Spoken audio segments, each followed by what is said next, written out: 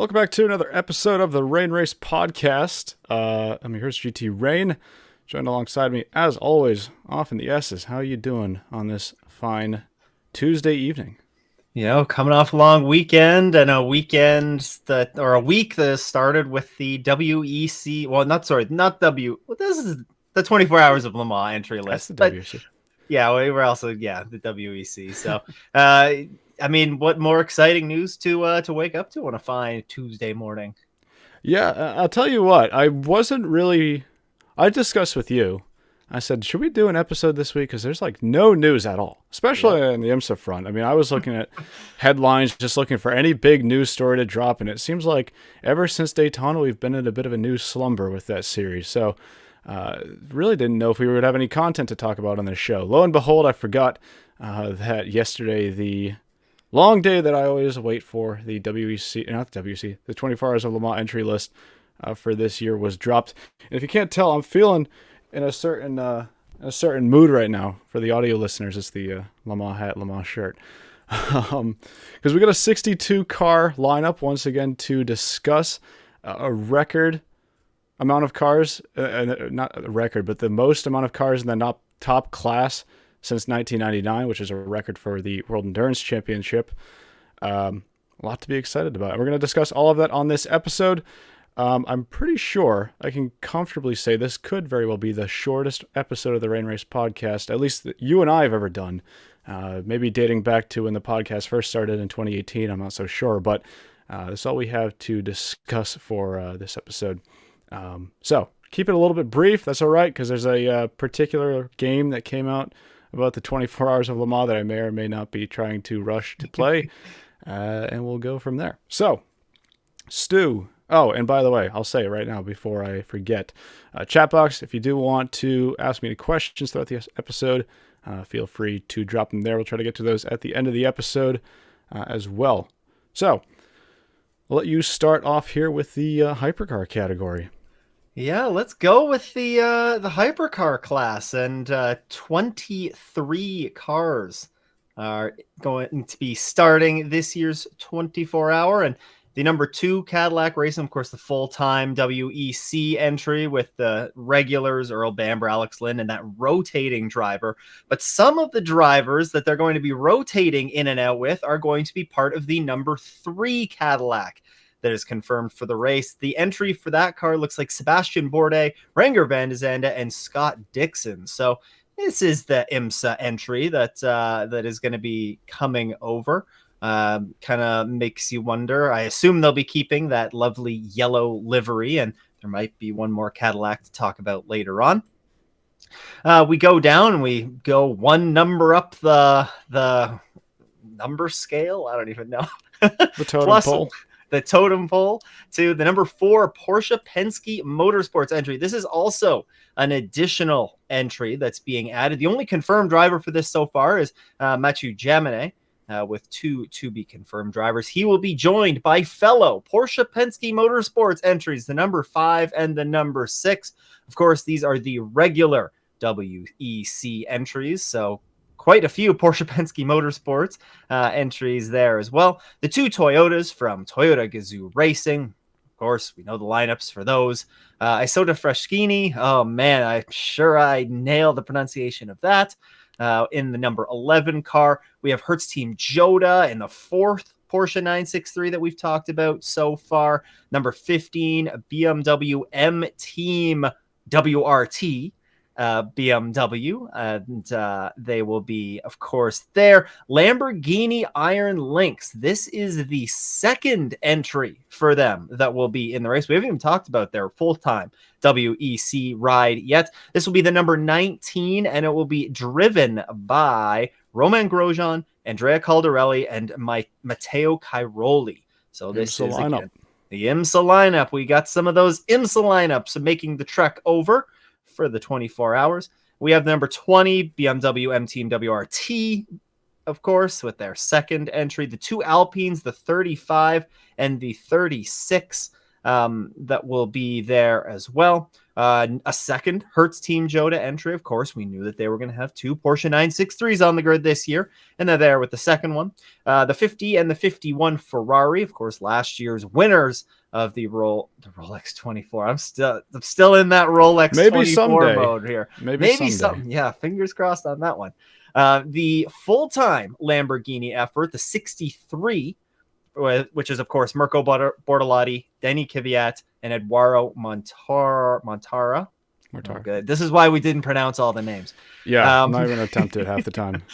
The number 83 AF Corsa Ferrari, who, if you did not see, released their livery today, a stunning yellow livery, and it's not just the plain yellow that is on the banana boat in IMSA. This is, I don't know, I quite like it. Maybe we can talk about that for a second after I read these off.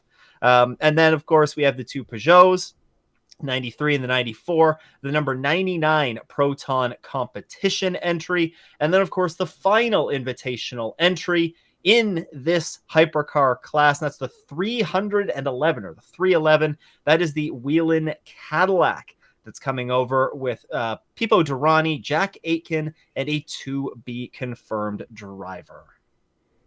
Yeah, you hit them all there. I got a couple things to go over. Number 2 Cadillac, it's listed as to be confirmed on the official entry list, but we do know that that will be Alex Palou stepping in as the third driver for that car, making his debut at Le Mans. In a pretty strong entry, mind you, one that finished on the overall podium last year. Not a bad seat to put yourself in for a debut. Porsche, how many darts are you going to throw at the board? I think they're up to 6 cars now, and then they have that 7th car on their reserve list with Proton Racing. We were talking about the 83 Lamborghini, 83 Ferrari, that livery that came out. Can't believe I didn't realize this when it was unveiled. I had to have somebody on Twitter point it out to me, but it's a bit of shades of the Penske Porsche RS Spider that really got me into sports car racing with that predominantly yellow and then also red accent livery. I don't know. I'm a little torn on it. I definitely applaud them for doing something different. I would prefer what they have with that over just another red Ferrari, even though you can't really go wrong with a red Ferrari. It's true. I don't know. There's just something about it that's just, it could be a little bit better, but I'm not going to complain. It's a very solid car. What about you? I'm a big fan of it. I like it. Yeah. I think I'm a big fan of it because it's different. Yeah. I think that's largely it. You know, if they had all of their cars, if they had their full season entries like this. Oh wait, no. If they had the actual, this is confusing. The factory AF Corsa Ferraris, I guess, if they had them outfitted like that, then I don't know. Maybe I wouldn't feel the same. But I think this is a nice way to differentiate the car from the factory entries, and it still feels very Ferrari. You don't see them that often, but you do see a number of Ferraris in that shade of yellow. So I like it. I like it. I'm a fan. Yeah, not quite inverse of the factory livery that they have on the car. But also, like I said, I just applaud them for not... I feel like Ferrari is one of those manufacturers that would try to keep things corporate, much like Toyota. And I know it's not a fully factory car, but nonetheless, with that factory representation behind it, I'm glad that they went a little bit outside the box. The livery I really want to talk about, though, the Proton competition Porsche. A little bit of a throwback, I guess a direct throwback to the 1994 Le Mans winner in that dour Porsche 962. Massive fan of that livery. And I like to say Proton's throwing everything onto the table with their liveries in the 963 this year, both in IMSA and the WEC. Really going to be looking forward to seeing that car on track as well.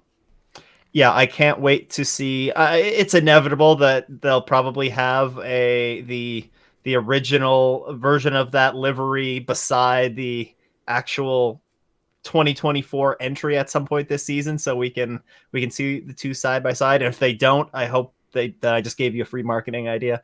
Hopefully we'll see them side by side, and I think that'd be really cool. It's a beautiful livery. It looks great on that car, and hopefully it's gonna look great. Oh, it'll look great on track. Who am I kidding? Well, if I'm not mistaken, that is their primary livery for this. Yes. Okay. Yes. No. I'm hoping that we're going to see the actual original car that ran that livery back back, Oh, sure. and The you I know, think that car was at Daytona actually in the infield, the fan zone. it may have It's been. only like 3 weeks ago. My mind's pretty Yeah. short, but I don't remember what I had for I'm breakfast. So yeah. I'm 90% confident it was there because I'll tell you what, good friend Kyle, who's been harassing me in the chat here, is we were over in the fan zone at Daytona, and he walked immediately over to one of the what is it like the Crawford Daytona prototype? I think the mhm. Ruby Tuesday Crawford Yep. Daytona prototype, and I was like, Kyle, Dower 962 sitting right there, 1994 Le Mans winner, and you're beelining to the Daytona prototype. Listen, you know what? Let's put the geopolitics aside on whether or not you were a fan of the IMSA side of things or the Grand Am side of things back in the early 2000s. But that one stuck with me. For the rest of the hypercar lineup, I'm trying to think if there's much more. So the Proton Porsche that's on the reserve list, David Land said that I should talk about that. And I agree. That's something I did want to talk about. It is the first car on the reserve list. That is the, I guess, IMSA entry that would fly across the pond to race in the 24 hours. If I'm not mistaken, the IMSA race before Le Mans would be at Detroit, which I Mhm. believe is 2 weeks before the 24 this year. So they would have to have a pretty quick turnaround to get that car over there in time for the test day. Um, Unless, of course, they have a spare chassis, which I don't believe Proton does right now. I mean, there's been talk that JDC was close to getting one. So I would think if JDC was going to get one, then that probably one that's coming Proton's way. Yep. Now here's the question: Proton has cars in all three classes for the 24. Obviously, they have that 963. They have a car in LMP2. They have three Ford Mustang GT3s in the LMGT3 class. I don't think that third Mustang is going to get pulled out in the GT3 category just because pulling up the driver line, they have Christian Reed as a driver in that car, team owner of Proton. Don't think that that's going to be very likely that we see him give up that ride. But the LMP2 entry is the one that I'm a little bit curious about. And even that one, his son Jonas Reed is driving that car. So what's the probability that we see either the owner of Proton Racing or his son withdrawing their entry so that they can get the hypercar in the grid? Not so sure about that one. But if it did happen, it would bump the already WEC record top class lineup from 23 cars up to 24 for the 24 hours in 2024, which would be a nice little thing to say. Let's see. Any more thoughts from you on the hypercar category? Just breezing through this tonight. No, I mean it's pretty much what we expected, right? We were a little bit unsure, I guess, if we're gonna see the extra Cadillac entry, maybe. But it's not really a surprise that we're seeing some of these additional ones. I guess maybe it's a little bit surprising that they don't have all the 79, the additional Proton hypercar on the grid. I Yeah, I would say that's the biggest surprise. I mean, I'm not seeing any Yeah, real surprises on that list apart from that. Um, yeah. but even that before the entry list came out was a bit of something that's up in the air. Frankly, I'm more surprised to see them even on the reserve list. I figured they would have either been Yeah. in the race confirmed or not even on the reserve. So Yeah. we'll wait and see on that one. Of course, keep you updated if they get bumped up into the race. LMP2 class. Now, of course, LMP2 is not part of the WEC in 2024, so all of these cars are coming from some other championship. Starting things off with the number 9 Proton Competition car. And by the way, all Orcas in the LMP2 field at Le Mans this year don't have the Sean Creech Motorsports Ligier at Le Mans, unfortunately. That might be for the better, though, the way It that it might be for showed the at the better. Rolex. Anyway, we'll have Proton Competition entering that car, like I just said, from the European Le Mans Series. Then you have the number 10 Vector Sport team, also from the European Le Mans Series. By the way, you're going to see a lot of this today, looking over at a screen because I'm not memorizing this list. You got the AO Racing by TF Sport Orica. Actually coming over from IMSA. I got the driver lineup of PJ Hyatt, Louis Delatraz in that entry right now as the two confirmed drivers. I'm still just waiting on the third confirmed. In the Pro-Am subclass of the LMP2 class, mind you, pretty surprising but stacked lineup to have Louis Delatraz in a Pro-Am car right there. But we're going to discuss something else about that in a second. 22 United Autosports. This is the entry from the European Le Mans series. Right now with Philippe Albuquerque in that lineup. Again, I was just discussing with you before this episode that Philippe Albuquerque's made it he's made it pretty obvious that he wants to be able to race in the hypercar category at Le Mans. He's absolutely deserving of a hypercar ride at Le Mans. It's pretty much at the mercy of Honda, though, right now. Honda/Acura seems to be a little bit reluctant into jumping up to hypercar with the whole Honda Racing Corporation US that took over for HPD at the end of last season. Maybe we'll see something on that front for 2025 as a possibility, but still seems like Honda's a little bit reluctant, only dipping their toes into the Le Mans waters right now. So feel bad for Philippe Albuquerque, but right now it's pretty much the best ride it seems like he's able to get his hands on. Yeah, he deserves to be.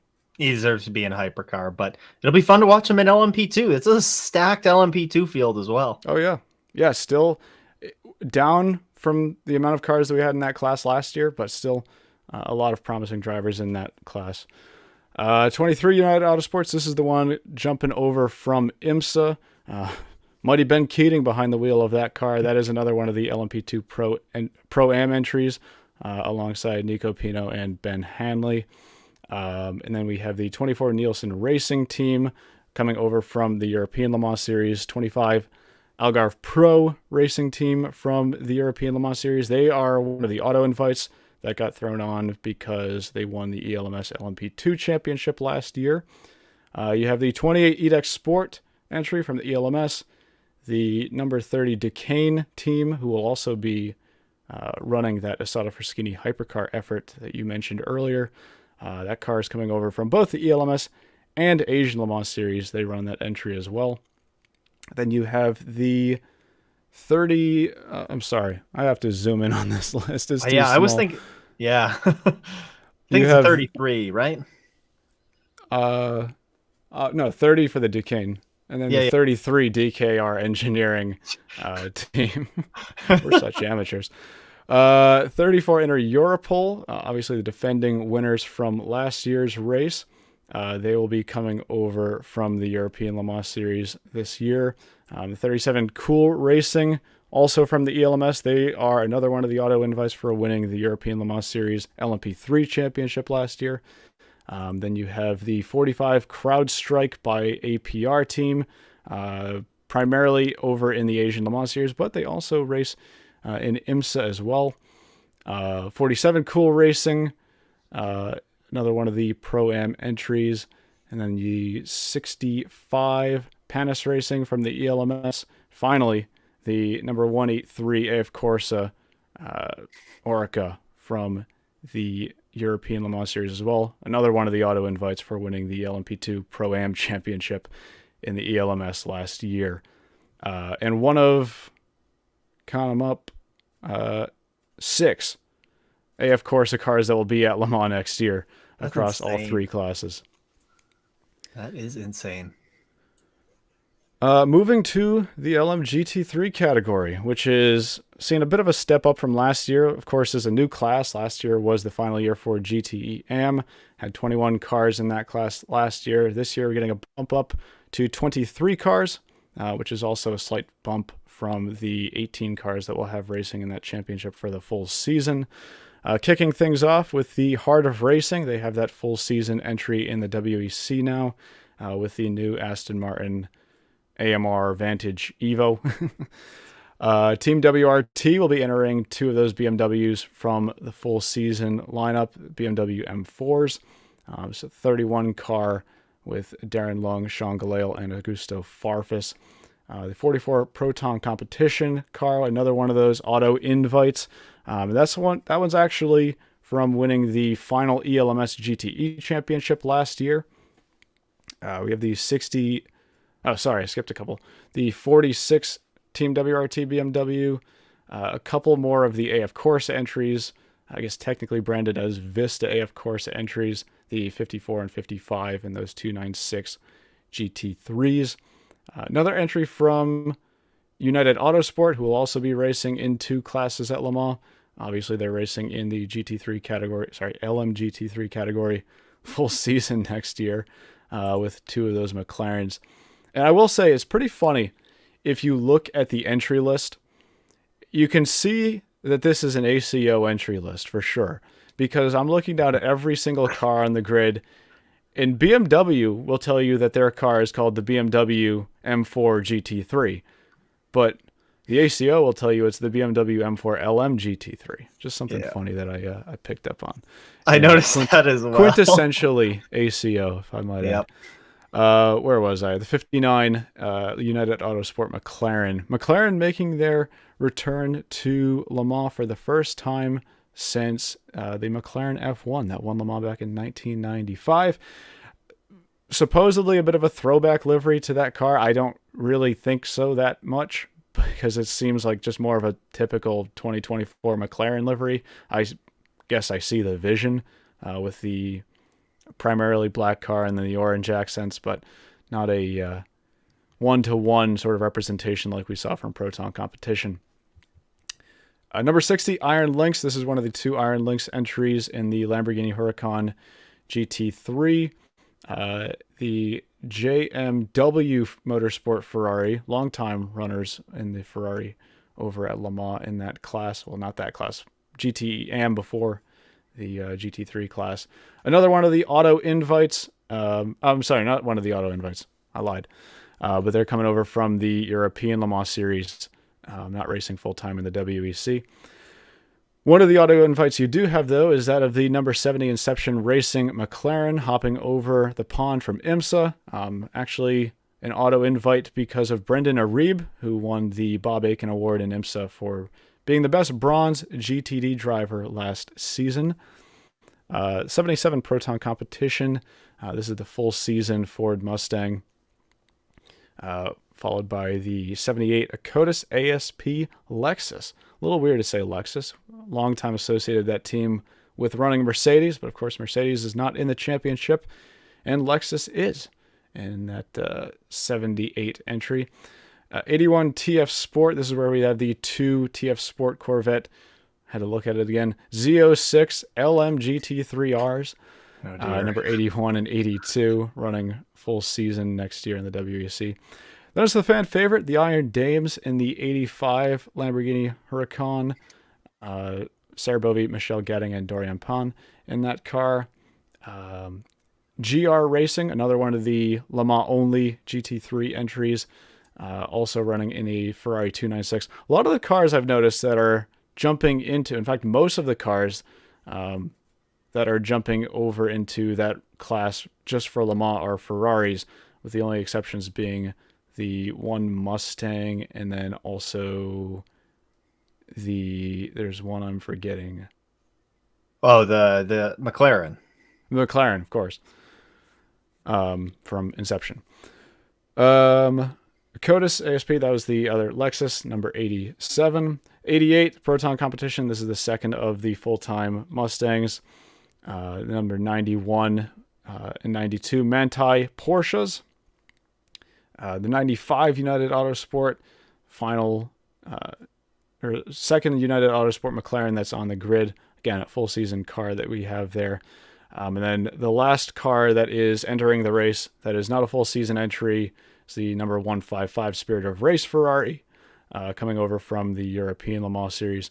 Finally, last car, number 62 on the list, is the D-Station Racing Aston Martin Evo, racing in the full season.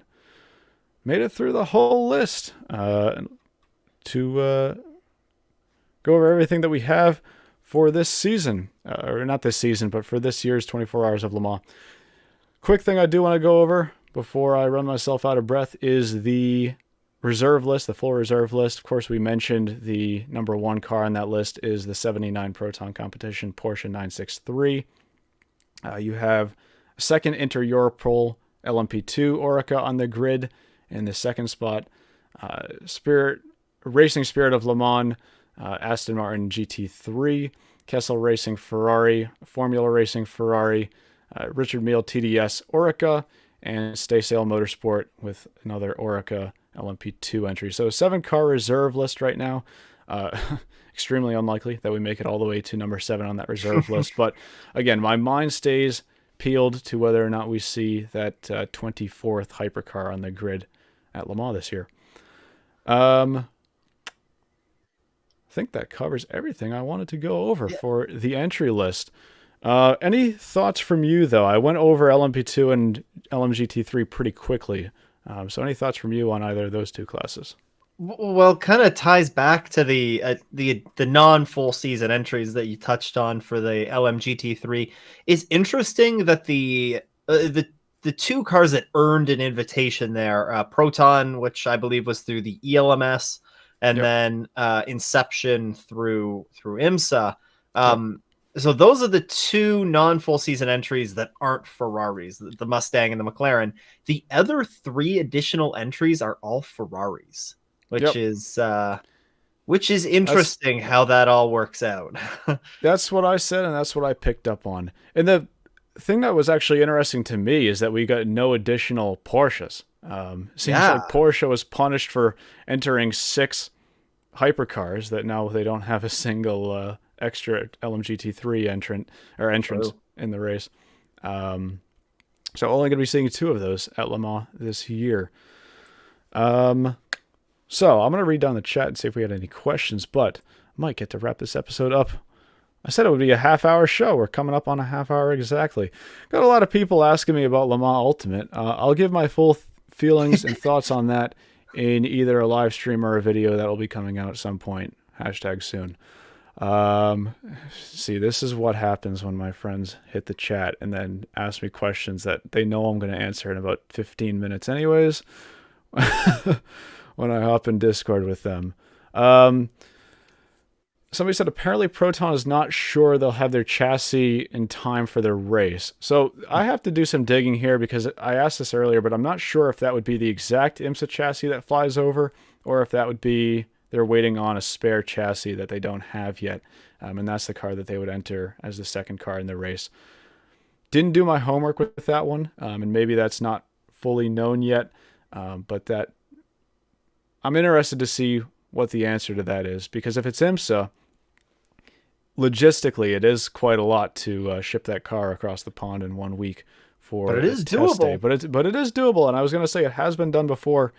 Most recently, I think with the 01 or well the yellow the Cadillac. yellow number 3 Cadillac last year. I was also thinking back to the GTLM category when we had the IMSA Fords go over there as well, and also the Oh. Porsches went over a few times as well. So yeah, wait and see on that one. Um, we got Roger Penske in the chat. That's impressive. Allegedly. I The think just to touch on some of the LMP2 lineups. I know like these are the ones that we're not sure exactly what the driver lineup is going to necessarily be. Kind of surprised. A couple of these guys are surprising. You know, you see Nico Verone, who I Yep. guess is not actually. Well, I mean, I guess he's not going to be put in one of the Corvettes because they have their 3 drivers lined up for the season. Yep. But I mean, we talked about just a second ago, surprising that we're not seeing an additional. You know, we're seeing a bunch of extra Ferraris on the grid, but you thought I don't know. I wouldn't have been surprised if I saw an extra Corvette on the grid, maybe. For, Pratt Miller brings one over. Given the history that Corvette have in recent years, but I don't know. Maybe that's not in the budget. I don't know. Yeah, well, you mentioned it. It'll be the first time that Corvette racing, with the exclusion of 2020, will not be on the grid at Le Mans since 1998, I want to say. Oof. Um, or 1999, actually. I believe they made their debut in 2000. Now, I don't know how strict the WEC's definition of what a customer team is, Mm, because I guess by definition, Pratt and Miller Corvette Racing by Pratt and Miller Motorsports in IMSA is a wow. But customer team. but I But mean, it's they let AF Corsa put in an additional hypercar entry as yeah, a yeah, customer. So sure. Um, but for the LMGT3 class, I don't know if yeah. that's a little too factory for them. Um, but yeah, disappointing. I don't think GM was really planning on it. They really did sell last year's Le Mans as the send off for Corvette Racing. Um, but yeah, No, let's see. I'm gonna squish that thought about Corvette because Proton has their third entry in. Yeah, yeah. So Well, and also you want to talk about storylines. We were talking about how nice it was to see that GT lineup at Daytona this year. It's going to be great to see that many cars in the GT3 class at Le Mans. That variety in the class as well. In the later years of GTE, unfortunately, the diversity started lacking a little bit. In the end, it was really between Corvette, Porsche, and Aston Martin. We're going to see 9 different manufacturers on the grid full season next year, and no additional manufacturers, I might add, for the 24 Hours of Le Mans, mainly for balance of performance reasons. They will not be admitting any of the additional GT3 manufacturers, which is, we've discussed this before, a bit of a shame, but not really at all surprising. Corvette Racing not being here is not surprising. IMO, yeah, yeah. I would say the same, just because of, like I said, they really did treat 2023 as their send off, and a pretty good send off, mind you, with that win in GTEM. So let's see. Actually, there's a couple more things real quick. ELMS LMGT3 teams mainly run Ferrari 296s, and it seems that Pure Racing didn't want to use their 2 extra invites. Yeah, and if Pure Racing did enter those cars, likely be on the Porsche front, I'm assuming, just because of their connection with Manthey in that class for the full season. Do you believe Chip Ganassi Racing will use the IMSA car for Le Mans or build a separate car for the number 3?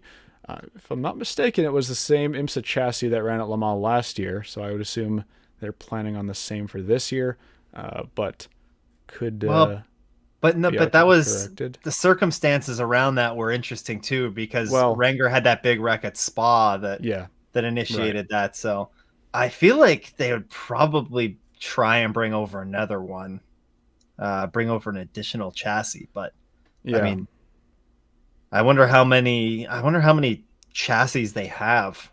I mean, they didn't. I guess they maybe just didn't have enough support to be able to do a full second entry, a full season second entry. But You know what we're missing here?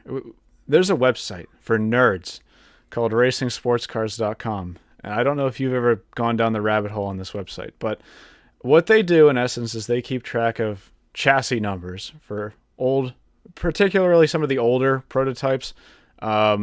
It's really fun, by the way, if you go on there and you find some of the Daytona prototypes, because some of those chassis race for like 10, 12 years. yeah, So some of the cars that you'd see on track in like 2015 would have started racing in 2004, and you could just go through the line and see what that chassis did as the went through the bodywork changes. Anyway, they did a really good job at keeping track of the chassis numbers for all those different cars.